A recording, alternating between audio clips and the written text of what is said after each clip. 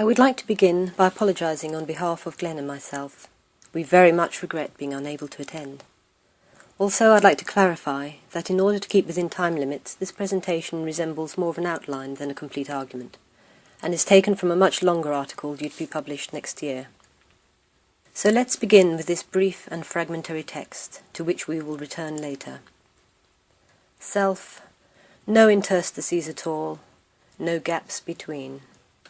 And then look in more detail at this image. This portrait is a cast of my own face. The eyes, those windows of the soul, are closed. Perhaps a little tense, the features are nevertheless composed as if in sleep or death. Although obviously a face, when looked at from a psychological perspective, as a portrait it might be considered paradoxically self-effacing, an emotional and psychological blank, as such castings necessarily are, whether taken in life or death. In that sense it inhabits a kind of liminal existential space, part artifact, part portrait, all surface and no depth, physiognomy without psychology, an image of death in life or of a slumbering life that mimics death. But this is not the entire story, for the face also presents itself as both a blackboard and a screen, and on the screen is inscribed this text: "What if the weather map of your emotional life were engraved upon the very skin of your face?"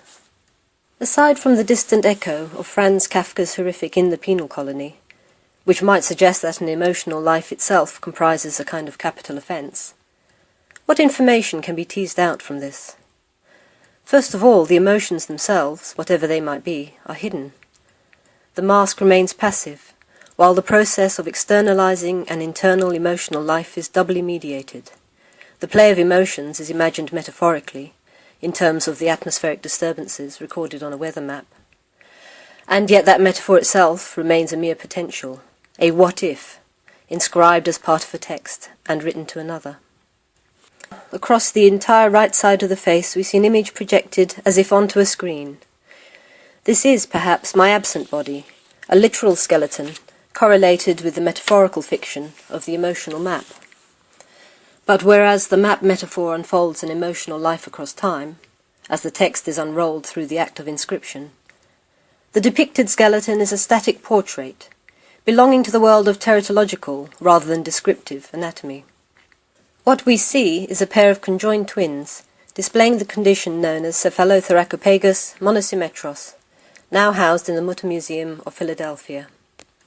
It may not immediately be clear why I might have chosen to project such an apparently self-alienating vision of my own body, subject to an objectifying identification with a pathological museum specimen, while seeming to endow that specimen with a kind of revenant life. Perhaps this provides a vivid or living presence to an object heretofore endowed, at best, with a kind of unrealized subjectivity, a selfhood terminated at the moment of its birth as nature mort, dead on arrival. It is the aim of this paper to make sense of this choice, and provide the outline of a context within which to understand the practice of artists whose work seems to suggest an identification of the self as a pathological construct, another constituted by a particular medical gaze and discourse, originally historically grounded, but now available for appropriation and reconfiguration. Draw a provisional description of the self projected by the work as a whole. That self may be more fragmented than even the Cartesian mind-bodily dualism of the Enlightenment suggests. The body is either absent, the decapitated head behind the mask, or seen as a deformed parody of itself, and the pathological doubling of the conjoined specimen suggests both an incomplete tearing apart as well as an unrealized fusion. In a related work, the pathological specimen is from the Musée du Poitrine in Paris, likewise a pair of conjoined twins, who can almost be read as struggling to effect a separation, inhibited only by the thorax that binds them together in an awkward and eternal dance macabre. Such specimens, at the time of their collection in the 19th century, themselves inhabited a liminal intellectual space, where the categories pathology and monstrosity, as well as those of monstrosity and humanity, were as yet incompletely separated, rather like the unfortunate twins in Paris and Philadelphia. Historically, such composite beings seem to have posed an ongoing problem for the notion of the individual self. In Ambroise Paré 16th century world, The heart is the ultimate diagnostic. One heart equals one individual. Two hearts indicates two. He discusses a case of parapagus dicephalous twins who shared a single body between two heads, where he accepts the report of Conrad Lycosthenes that the singularity of the creature's selfhood, as demonstrated by the singularity of its heart, was also reflected in the uniformity of thought and action between the two heads. The situation had become more complicated by 1829, when the anatomist Etienne Serres performed the dissection of the parapagus dicephalous tetrabrachius twins, Ritter and Christina Parodi. Although Ritter and Christina were clearly distinct individuals, with different personalities and physiologies, they passed conjointly away almost as one. When Ritter died of chronic bronchitis, her healthy sister joined her within minutes. By this point, the de facto answer to the one individual or two question seems to have been provided by the Church through the ritual of baptism. The baptism of conjoined twins ensured their personhood, while baptism under two names cemented their duplicate personality. Still, the confusion over the existential status of Ritter and Christina persisted both throughout her life and beyond its end. This can be seen even in Leroy's contemporary narrative, where they are sometimes singular in designation and sometimes plural. His final evaluation, that they were really two girls with one body, is certainly borne out by his discussion of the embryological biochemistry that resulted in their coming into being, although their ultimate fate strips them of flesh, of individuality, and of personhood entirely. To quote from Leroy, the anatomists finished their work, and then boiled the skeleton, now an obviously singular object, for display. They thus came to their final rest as an example of a particular pathology, to the end of a life's singular or reduplicated history. If the artist conjoin an appropriated bodies thus disfigured, rendered monstrous, and finally objectified as a pathological specimen, the self's interiority, the whole of its emotional life, can neither be seen through the closed windows of the eyes nor read in the blank passivity of the face. Instead, the possibility of gaining access to that life is literally inscribed on the surface, in text raised as if embossed on the skin in a kind of dermatographic urticaria. Despite this apparent evasion, at the centre of the work is a life cast of a face, which carries an indexical force similar to that of a photograph. The cast is thus an icon of personal presence with historical roots and an ambivalent resonance. In part, this ambivalence derives from the idea of the cast itself, which can in theory be used to figure either life or death. The life cast is thus an artifact which nevertheless carries a deathly connotation, while the superficially identical death mask, where the association with death is strictly denotative, may well suggest that death is but an extended sleep. This notion is clearly referenced in Joanna Kane's photographs of life masks from Edinburgh's phrenological collection. Casts made from the life of poets now long dead, published in a book whose title suggests that they may merely be sleeping. So we can see that even life masks, thanks to their photograph-like indexicality, are subject to Roland Barthes' critique in Camera Lucida, that the subjects they depict are as if already dead. The mask thus exists in a different kind of liminal space, demarcating not the line between the normal and the pathological, but instead the line between life and death, which appear not so much as opposites, being as opposed to non-being, or self as opposed to absence of self, but rather as a pair of mirror images, or conjoined twins. The appropriation of this kind of imagery suggests an unrealized struggle to recuperate that sense of a self split by no interstices, and disrupted by no gaps in between. On the one hand, the end point of this struggle can be seen in the use of images such as the specimens in the Mutter and du Poitren. On the other, some sense of that struggle as a lived experience can perhaps be glimpsed in the tale of Ritter and Christina, at once singular and twin. In mediating that feeling of doubled otherness, one senses that achieving an integrated self may be at the cost of allowing that self to be objectified and pathologized. In the introduction to his book, Stuffed Animals and Pickled Heads, Stephen Asmer compares specimens to words, in the sense that they don't mean anything unless they're in the context of a sentence or a system, and their meanings are extremely promiscuous. So now let us broaden our context in order to allow our specimens to speak as promiscuously as possible, and so begin to measure the extent of their entanglement within a wider contemporary visual culture. We can identify the preconditions allowing for the production of work like this within the contextual frame of an emergent institutional orientation. Medical collections of pathological and anatomical material have traditionally been protected by restrictive conditions of access and use. However, they are now being increasingly opened up to a wide range of patrons, who are more or less free to engage individual specimens, entire collections, and whole institutions in a variety of culturally resonant ways. In the United States, the Mutter Museum in Philadelphia has long had an outreach program aimed at a wide general public, as well as artists, photographers, writers, and filmmakers, who have accessed its collections for any number of projects and exhibitions. These include images commissioned from several anatomically engaged photographers, such as the one by Rosamond Purcell that you see here, a book of short stories based on their collection, a short film by the Quay brothers, and regular social events. Likewise, in England, the Wellcome collection has both a film by the Quays and a book of short stories inspired by its many objects. However, in terms of public engagement, an interesting parallel and contrast might be offered by Bart's Pathology Museum of the University of London. Although access to the museum itself is restricted, Bart's nonetheless sponsors a variety of lectures, events, and film screenings that cover a vast territory of both popular and serious topics, often inextricably intertwined. Coincident with these changes in institutional orientation, there has been an equally explosive eruption of anatomical, pathological, and natural historical material into both high and popular culture. This cultural production may have been encouraged by institutional contexts, but is hardly dependent solely upon them. It also has its own internal dynamics.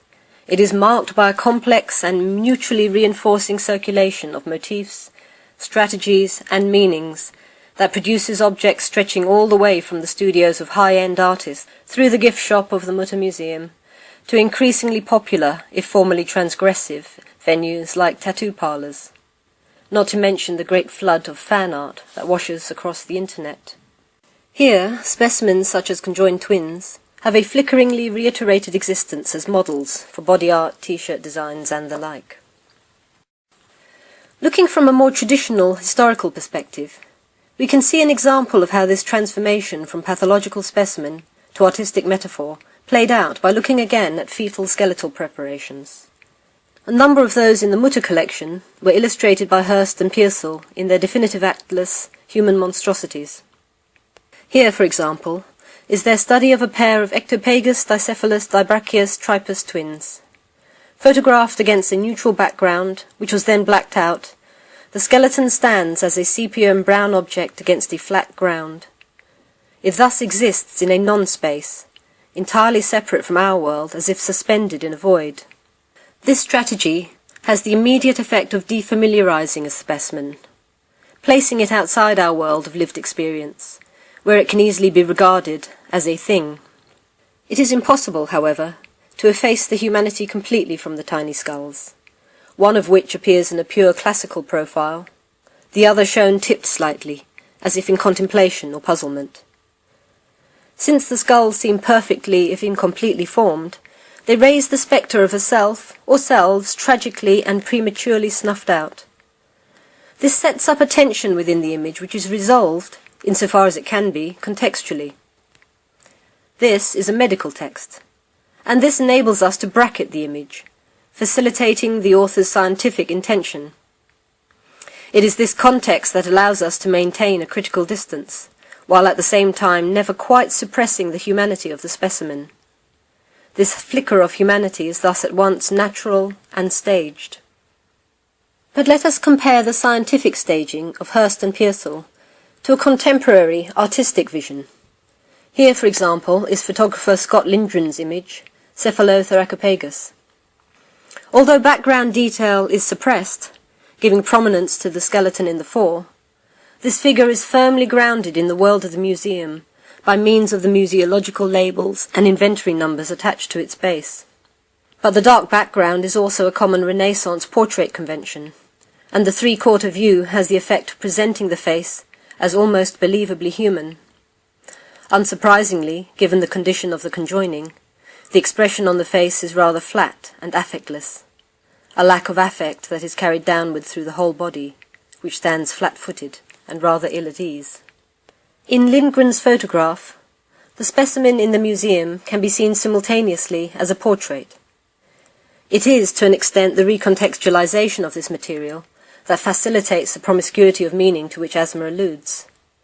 It may be, however, that this kind of comparison misses an important point, that these changes in visual culture are indexed to an increasing suspicion that what lives, suffers, dies, is anatomized, bottled, skeletonized, catalogued and displayed, is something that in fact is irreducible, the physical and palpable body. We can see something of this in a work like Eleanor Crook's Snuffy. Although it seems hard to imagine that any human figure, regardless of how flayed, anatomized or disfigured, can display absolutely no nuance of pose and expression that might suggest an interior life, Snuffy's entire raison d'etre seems to be the abject display of his more or less anatomized body. His self may well reside in this objection, an attribute of the modern psyche.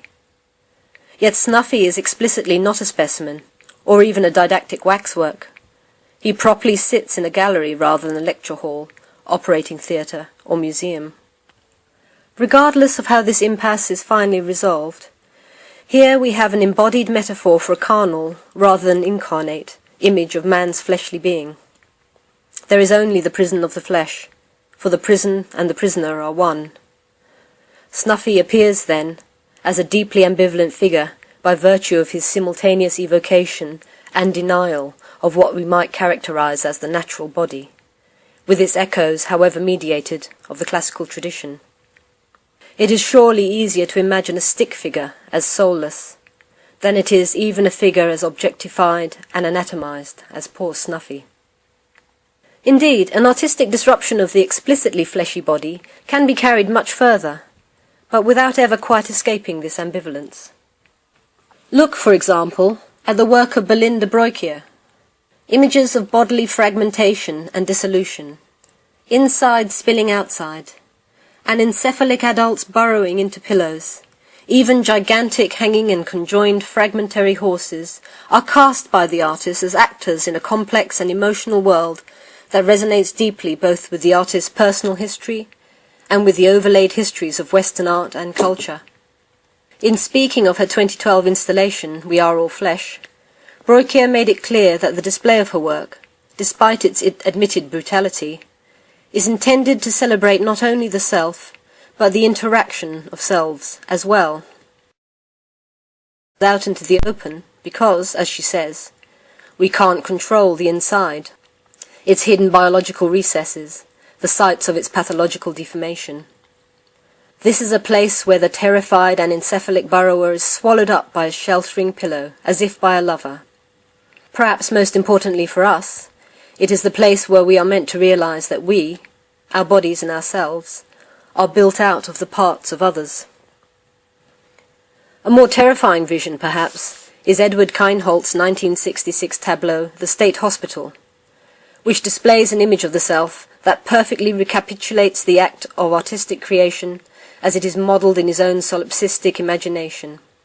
In order to access the installation, the observer must peer through a barred doorway into a room in which a naked and malnourished inmate lies strapped to a filthy bed by his own bound wrists. His face replaced by a fishbowl, he seems the perfect image of abjection and desolation, his world defined by the confines of the room. He is perfectly alone, except for a strange twin, a doppelganger framed by a neon thought balloon, who lies in the top bunk of the dilapidated bed.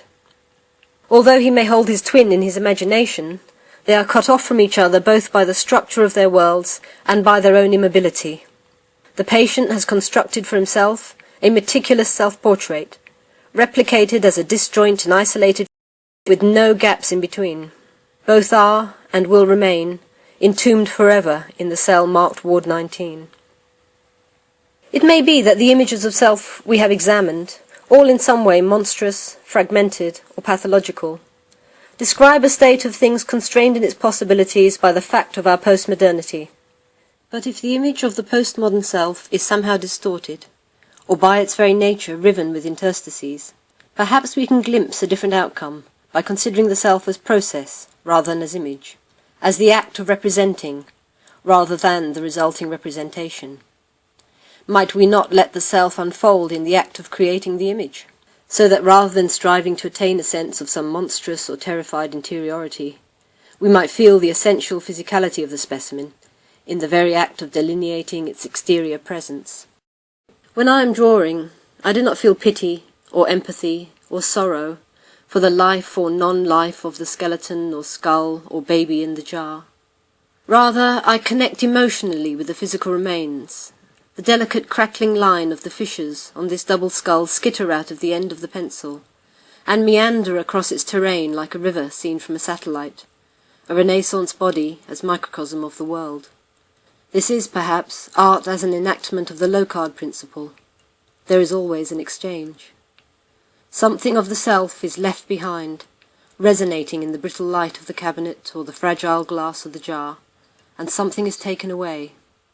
For only in a world without self is there clarity, transparency, and integrity, without troublesome in-betweenness, no afterlife, or any interstices at all. Thank you.